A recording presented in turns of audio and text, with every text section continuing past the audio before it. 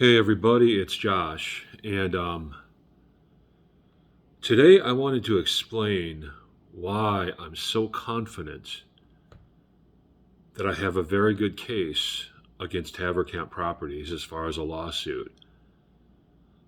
If I can find a litigation lawyer, which I will, because I'm going to keep trying till I do, and if I can get this hearing in front of a fair judge who doesn't have any connections to Cornerstone Church or any of Haverkamp's friends or anybody with like Hunzinger. The Hunzinger situation is that plays into that too, and I'll make another video about that at some point down the road. But if I can get to, if I can get this, once I get a litigation lawyer, once I raise the money for one, or once somebody sees one of my videos and decides to represent me, however this goes down, I am very confident that I have a good case, and here's one of the reasons why. It's not the only reason, but it's one of them. And it's a pretty good one.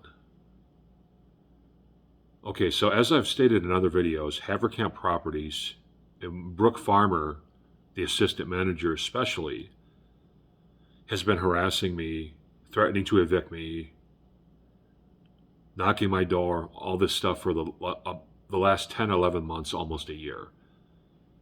The reason they've been doing that is because the upstairs neighbors above me have a couple of kids that are like 10 and 12 years old, and they let their kids run around over my head constantly, so it's constant noise in here. So a lot of nights I'll bang the ceiling, at 3 or 4 different times a night just to get the kids to stop running so that I can have some peace and quiet in my own home.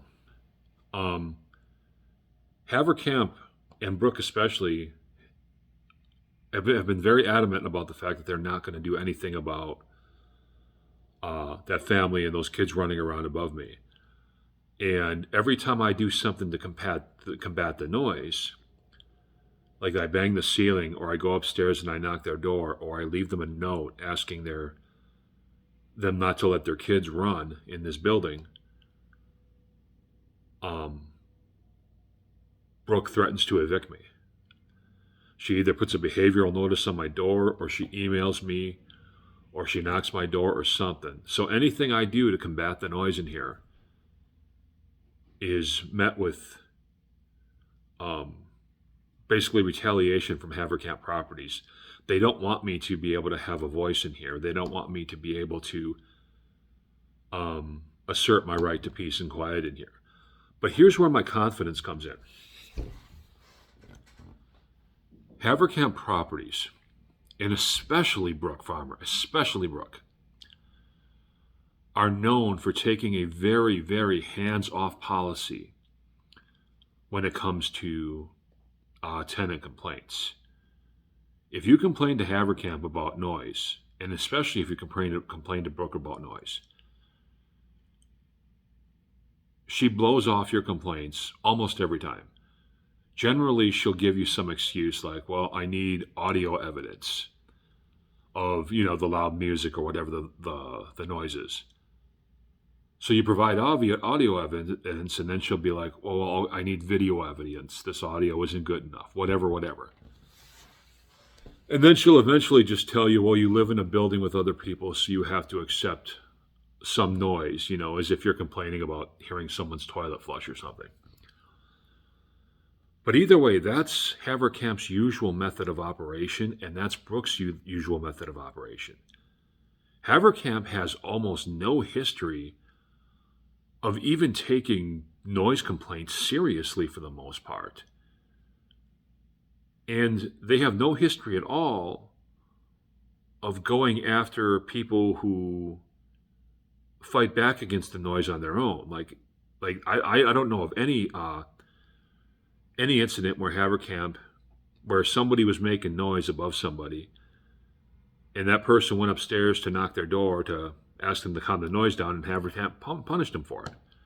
Or somebody banged their ceiling to get their upstairs neighbors to stop making noise, and Haverkamp punished them for it.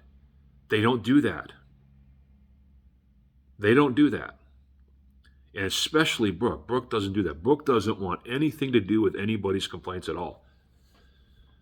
She don't want to know what your complaint is, and she doesn't care if you make return noise like banging the ceiling. All right. So Haverkamp's usual MO is to basically stay out of all neighbor noise complaint issues. So when I get this hearing in front of a fair judge, when I'm finally able to take them to court, they're going to have to explain to the judge why they chose to target me, why they're accusing me of material noncompliance with my lease for banging the ceiling, knowing that I'm only banging the ceiling to get the noise to stop, and knowing that they've cut off every other avenue I have to communicate with my neighbors under the threat of eviction. And furthermore, they're going to have to explain why they've chosen to go after me when they don't do this to anybody else. Like I said, their usual policy is to stay completely out of, neighboral disputes. They have a years-long history of this. So, what explanation could they possibly have to a judge that what excuse could they possibly be having to target me when they have never done this to anybody else? And furthermore, they've been targeting me for a year, and they know I'm just trying to have some peace and quiet in here. But even if they didn't, even if I was just making noise for fun, they would still have to explain to a judge why they're singling me out and they never do this to anybody else. They're not going to have a good answer for that, because there is no good answer for that. Their history, and especially Brooke's history, is to stay completely out of disputes between neighbors, and especially noise disputes. Brooke has never targeted anybody. I'm not saying she's never targeted anybody. She's probably targeted a couple of other people. But her usual MO is to basically just ignore these situations.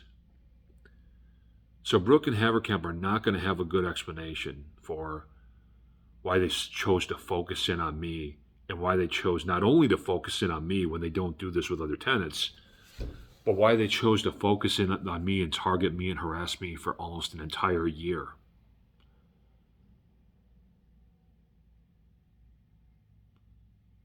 That alone makes my case almost a guaranteed winner, but there's a bunch of other factors that make it a winner too. But right now I'm just focusing on this one factor. There's no argument whatsoever that Brooke Farmer and Haverkamp Properties have targeted me, have harassed me, have made a concerted effort to try to push me out of here without any respect for my rights as a tenant. And no fair judge who's not connected to these people is going to argue against that. Because Haverkamp's track record speaks for itself with how they normally deal with tenants.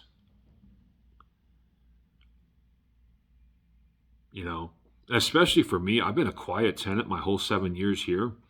I ain't never really given them a reason to mess with me. And, they've sent the police to my door 3 times, although one of those times I wasn't here. What excuse do they have to send the police to my door? Am I selling drugs in here?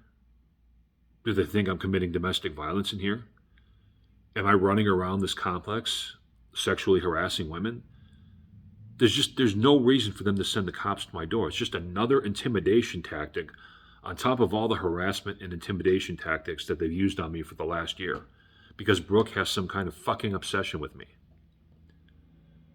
That's why when she showed up at my door, that was the last straw, and I said, I'm fighting back and I'm doing whatever I can to get some compensation, to get these people into court and to sue their asses. They have no right to do any of the stuff they've done to me over the last year. They have no right to put me through any of this stuff. I've been a quiet, good paying tenant for 7 years. They had no right to bother, harass, and try to bully me. None. And they have no right to just give me orders saying I can't communicate with my neighbors. I mean, you're a landlord, not an overlord. You can't just give people random orders. But none of this is going to look good in court for them. None of it. I can't imagine an argument that they would have that would be compelling as to why they chose to target me in a way they've really never targeted anybody else. And even if they have targeted others in this manner, it's probably just like one or two or maybe three other people over the course of the whole time they've been in business. This is not their usual MO. So that's why I'm so confident in my case. Once I get it before a fair judge. Once I get it before a fair judge and I find good representation. And by the way, YouTube is not the only way I'm looking for representation. I'm doing things behind the scenes as well. But it's one avenue that I'm using. So, Brooke Farmer is not going to get away with the shit she's pulled on me in the last year. Neither is Haverkamp, given the fact that they're choosing to completely stand by her. And that's all for today.